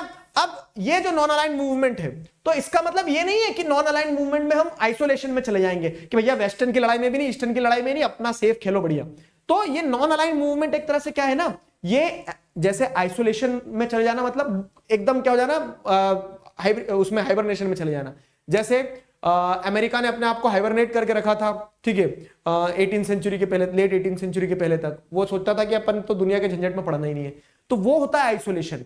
हम आइसोलेशन में नहीं जा रहे थे, हम ईस्टर्न और वेस्टर्न अलायंस में नहीं थे, लेकिन हम एक्टिवली इन्वॉल्व थे वर्ल्ड अफेयर्स में। जैसे कोरियन वॉर में जवाहरलाल नेहरू ने बोला है लड़ो मत, ठीक है, तो प्रॉपर इन्वॉल्वमेंट था हमारा, समझ में आ रहा है ना। वर्ल्ड अफेयर्स में हमारा इन्वॉल्वमेंट था, नॉन न्यूट्रलिटी पे नहीं था हम बेस्ड, मतलब ऐसा नहीं था कि हम न्यूट्रल हैं कि तुम लड़ो तुम मरो हमें क्या लेना देना, हम तो नॉन अलाइंड है। हम नॉन न्यूट्रल नहीं, मतलब हम नॉन न्यूट्रल थे। We were participating in trying to ensure क्या कि ऐसा ना हो कि जो न्यूली इंडिपेंडेंट नेशंस हैं वो जाके सब किसी ना किसी अलायंस को ज्वाइन करें। हम न्यूली इंडिपेंडेंट नेशंस को अट्रैक्ट करते थे अपनी तरफ परफ्यूम लगा के, नहीं, ठीक है, न्यूली इंडिपेंडेंट नेशंस को हम अट्रैक्ट ऐसे करते थे कि हमें स्टेबल वर्ल्ड ऑर्डर बनाना है, नॉन अलाइंड मूवमेंट को ज्वाइन करो। और जब इन दोनों पावर्स के बीच में टेंशन डेवलप होती थी तो उसको रिजॉल्व करने में भी हम एक इंपॉर्टेंट रोल प्ले करते थे, समझ में आया। इनफैक्ट आप जैसे देखोगे तो एक कॉन्सेप्ट यहां निकल के आता है कि ये जो नॉन अलाइंड कंट्रीज थी ये क्या चाहती थी, ये चाहती थी कि नया इंटरनेशनल इकोनॉमिक ऑर्डर डेवलप हो, ठीक है, जिसे क्या कहा गया है, जिसे कहा गया एन, ठीक है, IEO न्यू, ठीक है। और ये क्यों, क्योंकि ये थर्ड वर्ल्ड कंट्री जो थी, जो न्यूली इंडिपेंडेंट थी, जिन्हें एक तरह से कह सकते हैं दो पावर ब्लॉक्स को चैलेंज करके जो तीसरी कंट्रीज इमर्ज हो रही थी, तो ये इमर्ज जरूर हो रही थी लेकिन इनके पास में इकोनॉमिकली उतना डेवलपमेंट नहीं था, इकोनॉमिकली उतनी डेवलप्ड नहीं थी ये कंट्रीज, ठीक है। अब जब ये इकोनॉमिकली उतनी डेवलप नहीं थी तो आपको ये चीज समझना होगा कि these were the newly decolonized and non aligned countries, they face the challenge of achieving economic development and lifting their people out of the poverty, ठीक है। इनफैक्ट इन देशों को क्या कहा जाता था, these countries were classified as the least developed countries, ठीक है, LDCs थे ये, ठीक है, तो लीस्ट डेवलप्ड कंट्रीज थे और इन्हें इकोनॉमिक डेवलपमेंट करना है। और इकोनॉमिक डेवलपमेंट करना है इसके लिए, जैसे अगर आपको बुक का एक सेक्शन दिखाऊंगा, ठीक है, तो यूनाइटेड नेशंस की कॉन्फ्रेंस होती है और उस कॉन्फ्रेंस में बताया जाता है कि इनको इनके रिसोर्सेज दिए जाए, इनको इनका हक दिया जाए, और ताकि ये कंट्रीज क्या कर पाए, ताकि ये कंट्रीज प्रॉपर्ली ग्रो कर पाए, इकोनॉमिकली अपने लोगों को पॉवर्टी से बाहर निकाल पाए, ठीक है। Parallel to this these countries, ये जो लीस्ट डेवलप्ड कंट्रीज थी, उन्होंने ये रिकॉग्नाइज किया that without economic progress they would remain dependent on wealthier nation, और इनका इकोनॉमिकली ग्रो होना भी बहुत जरूरी है जो न्यूली इंडिपेंडेंट कंट्रीज है, क्योंकि अगर वो इकोनॉमिकली ग्रो नहीं करेगी तो वो चाहे अपने आप को नॉन अलाइंड बोल दे, लेकिन जब जरूरत पड़ेगी पैसे की तो उन्हें किसी ना किसी के ऊपर डिपेंडेंट होना पड़ेगा और इस तरह से वो न्यूट्रल नहीं रह पाएंगे, समझ में आ रहा है। तो therefore the idea of new international economic idea was emerged कि ये जो न्यूली इंडिपेंडेंट कंट्रीज है इनके रिसोर्सेज के ऊपर कंट्रोल इनका खुद का रहे, ठीक है, ये इकोनॉमिकली सुदृढ़ हो पाए, मजबूत हो पाए। तो this was the idea how and this is how it was originated. अब आप जैसे देखोगे ना तो ये जो न्यू इंटरनेशनल इकोनॉमिक ऑर्डर का आइडिया जब इमर्ज हुआ तो इनिशियल फेज में तो बड़ा, मतलब जैसे आप देखोगे तो बेलग्राड में जो मीटिंग हुई थी पहली, ठीक है, तो इस पहली मीटिंग में नाम की इकोनॉमिकली उतना फोकस नहीं करा था। पहले तो ये बोल रहे थे 1961 में कि भाई साहब अपने को वेस्टर्न अलायंस ईस्टर्न अलायंस से बच के चलना है, बस अपना ऑर्डर, ठीक है, नॉन अलाइंड मूवमेंट। लेकिन फिर 1960s मतलब 61 के बाद में जैसे 70s के टाइम पीरियड में आपको क्या देखने को मिलता है कि ये इकोनॉमिकली फोकस करने लगा। न्यू जो है न्यू इंटरनेशनल इकोनॉमिक ऑर्डर में फोकस करते थे कि इकोनॉमिकली इन कंट्रीज को ग्रो करवाया जाए, लीस्ट डेवलप्ड कंट्रीज को। लेकिन लेटर फेज में आपको देखने को मिलता है कि 1980s के टाइम पीरियड में जो न्यूली इंडिपेंडेंट कंट्रीज थी उनकी अपनी इतनी समस्याएं थी कि वो कभी भी यूनिफाई नहीं हो सकते थे, एक साथ इकट्ठे नहीं खड़े हो पाते थे। और जो डेवलप्ड कंट्रीज थी उनको समझ में आ रहा था कि अपन एक साथ रहेंगे तभी हम छोटी छोटी कंट्रीज को एक्सप्लॉइट कर पाएंगे। तो डेवलप्ड कंट्रीज एक साथ आ जाती है और 1980s और 90s के टाइम पीरियड में आपको देखने को मिलता है कि न्यू इंटरनेशनल इकोनॉमिक ऑर्डर की सिग्निफिकेंस उतनी नहीं रह जाती है। लीस्ट डेवलप्ड कंट्रीज जो है उनको वैसे ही एक्सप्लॉइटेशन किया जाने लगा न्यू ग्लोबल ऑर्गेनाइजेशंस के द्वारा, जैसे WTO वगैरह। ये वो अलग एक कॉन्सेप्ट है जो शायद चैप्टर में आप आगे पढ़ोगे। बाकी मैंने आपको न्यू के बारे में बता दिया। क्वेश्चन ये वाला पार्ट जो है ना, ठीक है, भटेरे क्वेश्चन लेके आता है ये वाला क्वेश्चन, ये वाला पार्ट। फॉर एग्जांपल जैसे ये आया सवाल 22 स्लॉट 1, ठीक है, स्लॉट 1 22 का क्वेश्चन, नॉन अलाइंड मूवमेंट के फाउंडिंग मेंबर्स और उनकी कंट्री। सुकार्नो कहां से थे भाई साहब? Indonesia. Gamal Abdul Nasser Egypt. Pandit Jawaharlal Nehru चाचा ji India. Joseph Broz Tito Yugoslavia. तो ये बना दिया 4 का 4, ठीक है, 3 का 1, 4 का 4, 3 का 1, डी होगा क्या? 1 का 2, 1 का 2, यस डी होगा। समझ में आया कैसे क्वेश्चन आए? देखो अब ये स्लॉट 2 2022 स्लॉट 2 में क्या क्वेश्चन आया था? फर्स्ट समिट ऑफ नाम। फर्स्ट समिट कहां हुआ? तो आपको पता है कि फर्स्ट समिट, ठीक है, बेलग्रेड में हुआ था। कब? 1962, ठीक है, 61-62 में तो क्यूबन मिसाइल क्राइसिस हुआ था, घूम रहा है, ठीक है। तो बेलग्रेड इन सितंबर 1961, सही। फिर उसके बाद आगे बढ़ते हैं कहां? तो देखो जो मैंने तुम्हें अभी बोला क्या कि फर्स्ट समिट तुम्हें पता है कहां हुआ? फर्स्ट समिट आपको पता है कि 1961 में हुआ था बेलग्रेड में, ठीक है। सेकंड समिट कहां हुआ? किसी को ध्यान नहीं रहता है। थर्ड समिट कहां हुआ? किसी को ध्यान नहीं रहता, इतना कौन पढ़े। 18 समिट, तो 2023 स्लॉट 1 में क्वेश्चन आया है। तब तक 18 summit was the latest summit. अब लेटेस्ट समिट 19 समिट है, ध्यान रखना। जो लेटेस्ट 19 समिट कहां हुआ है मैंने अभी आपको बता दिया, युगांडा में, ठीक है, 2024 में। तो 18 समिट जो लेटेस्ट इसमें डेट दिख रही है 2019। तो जरूरी नहीं सब चीजें पता हो, सेकंड थर्ड भी पता हो, लेकिन आप लॉजिक लगाओगे तो भी बन जाएगा। तो इस हिसाब से क्या ए का 2 होना चाहिए भाई साहब। ए का 2 सिर्फ एक में ही है, ए का 2 और बी का 1 होना चाहिए। बी का 1 भी इसमें सही जा रहा।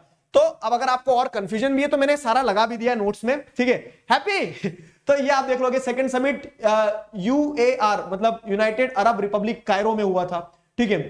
फिर तीसरा जो है तो जाम्बिया लुसाका में हुआ था। वैसे ये देख रहे हो तो 18th अजरबैजान बाकू, ठीक है, 18th अजरबैजान बाकू में हुआ था, 2019 में हुआ था, ठीक है, 2019 में। और अभी लेटेस्ट मैंने आपको बता ही दिया है, युगांडा में हुआ है। समझ में आया? तो ये सॉर्टेड है कि अब पैटर्न पकड़ लिया कि इस तरह का सवाल आया 2023 में, तो पॉसिबिलिटी है कि समिट पे और क्वेश्चन आ जाए। और मुझे पता नहीं क्यों गट फीलिंग आ रही है, क्योंकि लेटेस्ट इस साल हुआ है तो आ सकता है। नैम इनका फेवरेट टॉपिक है सीयूईटी वालों का, पॉलिटिकल साइंस में बनेगा तो हम कर देंगे। समझ में आया? मैं तुम्हें बॉम्बार्ड नहीं करना चाह रहा हूं एमसीक्यू से। हर एक एमसीक्यू वो छाट के लाऊंगा कि उससे पैटर्न पकड़ पाओ, फिर देखो कैसे गलत होते हैं क्वेश्चन, ठीक है। फिर देखो सारी चीजें, सारा प्रिपरेशन, सारा सब कुछ एक तरफ। मेरा ऑब्जेक्टिव है कि तुम्हें कॉन्फिडेंस से भर दूं कि कर लेंगे। शर्त ये है जब ये फील करते हैं कि कर लेंगे ना, तो अपने आप करना शुरू कर देते हैं हम, ठीक है। तो उस कॉन्फिडेंस के साथ जाना बाबू, फाइन। तो in the context of international political economy the term LDC अभी पढ़ा, least developed countries, least developed countries, ठीक है। तो ये लीस्ट डेवलप्ड कंट्रीज हो गया हमारा। सीधा डायरेक्ट क्वेश्चन है 2022 स्लॉट 1, ठीक है। अब अरे यार ये फेड इन पे आना चाहिए, ठीक है। रुको एक मिनट, हाँ इसको फेड इन पे कर देता हूं मैं सबसे पहले तो ठीक है। कैसे होगा भाई साहब? एक मिनट रुकना, हाँ इसको फेड इन पे करते हैं अपन, अभी ले आएंगे वापस। मतलब ये वाला पार्ट इंपॉर्टेंट है। तो आपको क्या देखने को मिल रहा है? सवाल आया 2022 स्लॉट 1 में। The idea of new international economic order originated with the realization of necessity to have sustained development, ठीक है। तो सस्टेन डेवलपमेंट अगर आपको करना है तो आपको क्या देखना होगा कि आपको जो थर्ड वर्ल्ड कंट्रीज है उनको इकोनॉमिकली पावर देना होगी, ठीक है। तो choose the correct option proposed by the UNCTAD. इसका फुल फॉर्म कमेंट सेक्शन में बताओगे, ये क्योंकि उस चैप्टर में दिया है बुक में, ठीक है। तो आप देखोगे UNCTAD as a reform of the global trading system, ठीक है। यूनाइटेड नेशंस की जो कॉन्फ्रेंस हुई थी, तो इस कॉन्फ्रेंस में क्या ऑप्शन प्रपोज किए गए थे for the third world countries? तो least developed countries to be given control over their natural resources which are exploited by the developed countries, ठीक है। सुनने में अच्छा लग रहा है। Restrictions of the market in order to protect the interest of western countries. क्यों भाई साहब? वेस्टर्न कंट्रीज तुम्हारे लिए टोपी लेके आई थी क्या? वेस्टर्न कंट्रीज के साथ भी वही सारी चीजें होना चाहिए ना जो ईस्टर्न कंट्रीज के साथ हो रहा है। तो ये तो गलत लग रहा है कि ऐसा नहीं कि उनको प्रोटेक्शन दिया जाए किसी तरह का, ठीक है। आप जब न्यू इंटरनेशनल इकोनॉमिक ऑर्डर की बात करें तो इक्वालिटी होना चाहिए। Least developed countries to be given technologies at the reduced cost, ठीक है। तो इनको टेक्नोलॉजी रिड्यूस कॉस्ट में मिलना चाहिए। जी हाँ, सही सुनने में लग रहा है। Least developed countries to be provided with nuclear arsenal. भाई साहब हाथ जोड़ते हैं, ठीक है, कि बम का क्या करेंगे? पहले खाने को रोटी दे दो, ठीक है। Least developed countries to be given greater role in international economic institution. Economic institutions में इन्हें भी रोल दिया जाए, ग्रेटर रोल दिया जाए। सही बात है, ठीक है। तो 134 इज द राइट आंसर। अब 134 मैं तुक्के पे नहीं खेल रहा हूं। 134 मतलब 134, ठीक है। 134 ये वाला बी, 143 सुना था। तो अब जैसे देखो कि मैं तुक्के पे नहीं खेल रहा हूं मैं इस पे। क्यों? क्योंकि ये वाला पार्ट जो है ना एनसीईआरटी का, ये वाला पार्ट जो है, कौन सा वाला? एनसीईआरटी का ये वाला पार्ट जो, इसीलिए मैंने स्क्रीनशॉट लगा दिया, ये आपको नोट्स में मिल जाएगा, ठीक है। थोड़ा बहुत क्वेश्चन को एडजस्ट करके दे दूंगा मैं। तो ये वाला जो पार्ट है, इस पार्ट को अगर आप देखोगे तो आपको समझ में आएगा क्या? तो आपको समझ में आएगा कि ये पॉइंटर्स जो 5 दिए हैं उसी में से क्वेश्चन उठ के आ गया है। ये छुपा देता हूं। United Nations conference on trade and development जो है, ठीक है, ये कॉन्फ्रेंस होती है 1972 में, और ये new trade policies for the development, new international economic order के लिए कॉन्फ्रेंस होती है। उसमें बताया जाता है कि कैसे लीस्ट डेवलप्ड कंट्रीज को ग्रो करवाया जा सकता है ना डायरेक्ट क्वेश्चन। तो वो डायरेक्ट पूरा पार्ट मैंने आपको लगा के दे दिया यहां पे। अब देखो 2022 के स्लॉट 2 में केस बेस्ड क्वेश्चन एक आना है आपके पेपर में पॉलिटिकल साइंस के। तो वो केस बेस्ड क्वेश्चन जो एक आएगा तो वो क्वेश्चन 5 क्वेश्चन लेके आएगा अपने साथ, ठीक है। एक क्वेश्चन आया 5 क्वेश्चन लेके आया, मतलब 25 नंबर भाई साहब।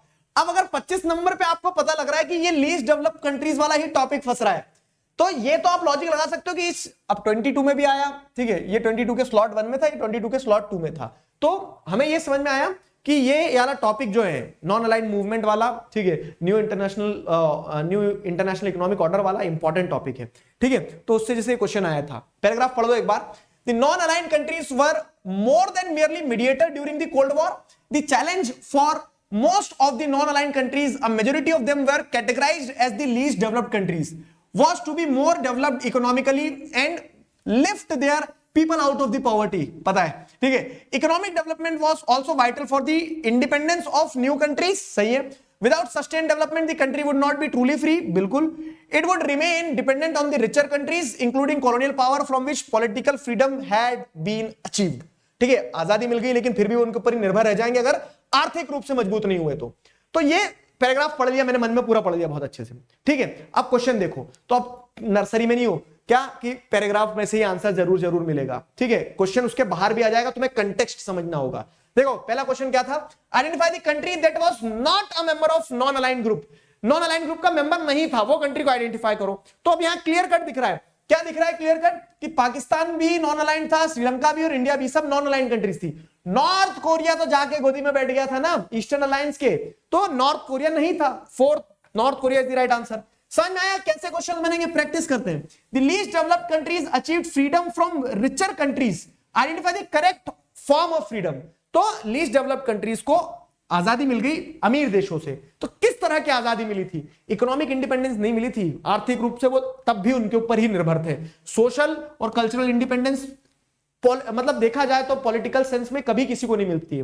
पॉलिटिकल यस, एक डेमोक्रेसी में कुछ मिले या न मिले, political independence, political freedom, political equality is the utmost important thing which is given in democracy. लगा दो, ठीक है। आगे बढ़ते हैं। The main aim of the least developed countries was, least developed countries का मेन एम क्या था, to provide health care facilities to all, to promote equality among all, to participate in the world economic forum, to develop economically, uplift people from the poverty. कौन आएगा यहां, ये सबसे ज्यादा suitable लग रहा है। 4 इज द राइट आंसर, ठीक है। 5 क्वेश्चन देखो, पांचों में से एक भी क्वेश्चन डायरेक्ट नहीं मिल रहा है, लेकिन कंटेक्स्ट वही है, लीस्ट डेवलप्ड कंट्रीज वगैरह उससे जुड़ा हुआ। पैराग्राफ पढ़ने के बाद समझ आएगा, या फिर चैप्टर को अगर समझाए तो समझ में आएगा। समझे? The countries that was categorised as the least developed countries were, कौन सी countries least developed countries categorise की गई थी, army rule countries, western bloc countries, eastern bloc countries, non aligned countries. तो नॉन अलाइंड कंट्रीज ही majorly least developed countries का part था, ठीक है। तो सेकंड होगा इसका राइट आंसर।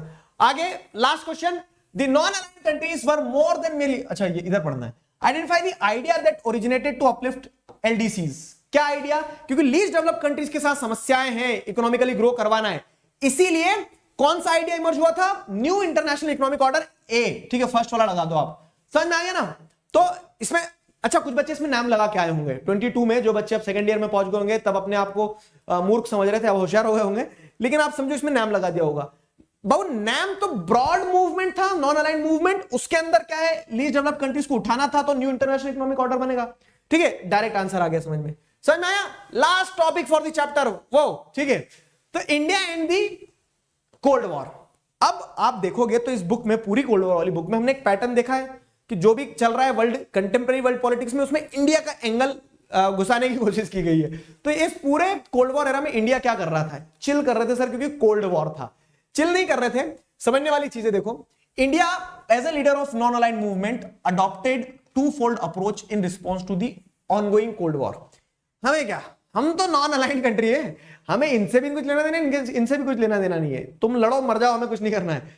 लेकिन अब एज ए रिस्पॉन्सिबल नेशन अपने आप को प्रोजेक्ट करना था, तो हमने टू फोल्ड अप्रोच अडॉप्ट करी, ठीक है। वो टू फोल्ड अप्रोच क्या थी, फर्स्टली कि India maintain a careful distance from aligning with either of the two power blocks. ना हम इनके साथ गए ना इनके साथ गए, तुम भाई तुम्हारे रास्ते, तुम तुम्हारे रास्ते, हम अपने रास्ते, ठीक है। तो हमने ये एक बोल सकते हैं ना कि एक तरह से क्या करा, एक डिस्टेंस अपार्ट वाला फॉर्मूला अपनाया, लेकिन साथ ही साथ discourage newly decolonised nations to from joining these alliance. तो हमने क्या बोला, ना खाऊंगा ना खाने दूंगा वैसा वाला जैसे चुनाव में सुनने को मिलता है आपको बहुत सारा। तो ने बोला कि हम तो किसी को ज्वाइन नहीं कर रहे, we are taking a distance apart. लेकिन कोई अगर तीसरा कंट्री इंडिपेंडेंट हो रहा तो उसको भी बोलेंगे इधर मत जा, हमारे साथ आ जा, ठीक है। टीम अप हम अपनी अपनी खुद की बना रहे थे। तो ये टू फोल्ड अप्रोच क्या थी हमारी, तो ये थी कि we maintained a careful distance, at the same time newly decolonised nations जो अभी अभी आजाद हो रहे थे उनको भी डिस्करेज करते थे किसी को ज्वाइन मत करो। अब यहां पे क्या हो रहा है ना कि इंडिया की पॉलिसी ऐसा भी नहीं था कि नेगेटिव थी कि कोल्ड वॉर में ये गलत है ये गलत है, ठीक है। हम ऐसे नेगेटिव भी नहीं थे, ना कि हम पैसिव थे कि इन्वॉल्व ही नहीं हो रहे हैं, एक्टिव इन्वॉल्वमेंट था। जैसे मैंने बताया ना हमने कि उनके बीच के टेंशन हमने रिलीज करवाए। कोरियन वॉर में हमने जवाहरलाल नेहरू ने एक इंपॉर्टेंट रोल प्ले करा चीजों को मिटिगेट करने में, ठीक है। तो क्या देखने को मिलता है आपको कि इंडिया की policy was neither negative nor passive. Fine, क्यों? क्योंकि we were actively involved. Fine, parallel to this non aligned posture also served India's interest, ठीक है। तो कहने को तो हम क्या कह रहे हैं कि हम इक्वल डिस्टेंस मेंटेन कर रहे हैं, लेकिन हमने हमारे इंटरेस्ट को भी समझा, बेहतर तरीके से समझा। कैसे समझा हमने हमारे इंटरेस्ट को? तो India took decisions and stands where which helped India. हमने बोला कि भाई तुम तुम्हारा काम जानो, तुम तुम्हारा काम जानो, ठीक है, दोनों अलायंस को। लेकिन अगर हमें कहीं फायदा हो रहा है, फॉर एग्जाम्पल कि मान लो कभी हमें ईस्टर्न अलायंस से कुछ फायदा मिल रहा था तो हमने ईस्टर्न अलायंस के तरफ झुकाव भी दिखाया अपना। जैसे जब बांग्लादेश के साथ वॉर चल रही थी, यूएसए पाकिस्तान को सपोर्ट देने आ रहा था तो हमने ईस्टर्न अलायंस की मदद ली। क्यों? क्योंकि हमने ऐसे डिसीजंस और ऐसे इंस्टांसेस लिए जिससे हम अपने आप को हेल्प कर सके।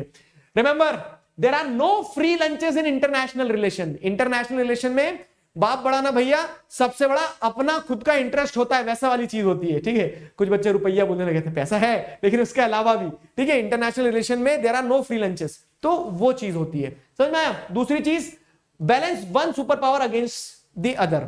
इंडिया ने अपने इंटरेस्ट को कैसे प्रोटेक्ट किया? तो ऐसा कि अगर हमें ऐसा लग रहा था कि यार यूएसए हमें डरा देगा तो हम यूएसएसआर की तरफ चले गए। ऐसा लगता था कि यूएसएसआर से खतरा हो सकता है तो यूएसए की तरफ चले गए। तो हमने क्या करा, वी प्लेड वेरी स्मार्टली, ठीक है।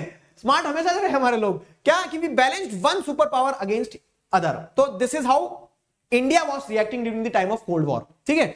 आगे अगर बढ़े तो इंडिया को क्रिटिसाइज भी किया है कोल्ड वॉर के टाइम पीरियड में लोगों ने। कैसे? लोगों ने बोला कि इंडिया का जो स्टैंड रहा है कोल्ड वॉर में बड़ा अनप्रिंसिपल्ड रहा है। कभी तुम बोलते किसी को ज्वाइन नहीं करोगे, 1971 में लड़ाई चल रही थी, तुम चले गए यूएसएसआर के साथ में, ठीक है। गजब दोगलापन है।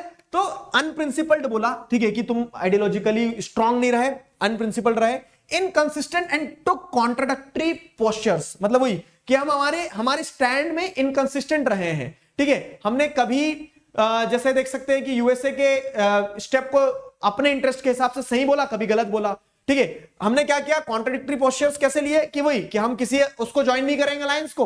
और 1971 में हमने क्या कर दिया, थी ट्रीटी ऑफ फ्रेंडशिप पीस, 71 या 72 में, ठीक है, फ्रेंडशिप पीस वाली ट्रीटी साइन कर ली यूएसएसआर के साथ में। और आर्ग्यूमेंट क्या दे दिया कि हमें डर लग रहा था बांग्लादेश की लड़ाई में, हमें मदद की जरूरत थी। तो वो जो भी है, जब आप कुछ कह रहे हो तो फिर उस पर खड़े रहो ना, खड़े क्यों नहीं रह पा रहे हो? तो ये क्रिटिसिज्म भी था, लेकिन वही हमें अपना इंटरेस्ट देखना था दोस्त, ठीक है। तो ये India and the cold war वाला टॉपिक है। इससे क्या टॉपिक आया, मतलब इससे कोई क्वेश्चन आया क्या? तो इससे स्पेसिफिकली कोई क्वेश्चन नहीं आया। एक क्वेश्चन जो 23 के स्लॉट 1 का है, 23 के एग्जाम में स्लॉट 1 का, वो क्वेश्चन मुझे मिक्स लगा, किसी एक टॉपिक का नहीं, सारे टॉपिक मिक्स है। देखो, among the following statement is correct, बताओ कौन सा स्टेटमेंट करेक्ट है? The non aligned summit of NAM was held at Belgrade in 1949। ना जी ना, ठीक है, 1961 was the right answer। थोड़ा नंबर्स के साथ में टाइट रहना। हाँ, क्यूबन मिसाइल क्राइसिस 72 में हुआ, ना जी ना, 62 में हुआ।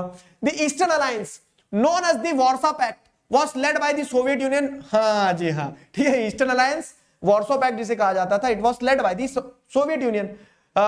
नाम का 18th summit was held in India, नहीं, ठीक है, अजरबैजान में हुआ था ना शायद। चलो, तो ये क्वेश्चन थोड़ा मिक्स था, इसके लिए मैंने उसको अलग रख लिया। Got it? तो ये सारे क्वेश्चंस हैं जो प्रीवियस ईयर्स में इस चैप्टर से पूछे गए हैं, ठीक है।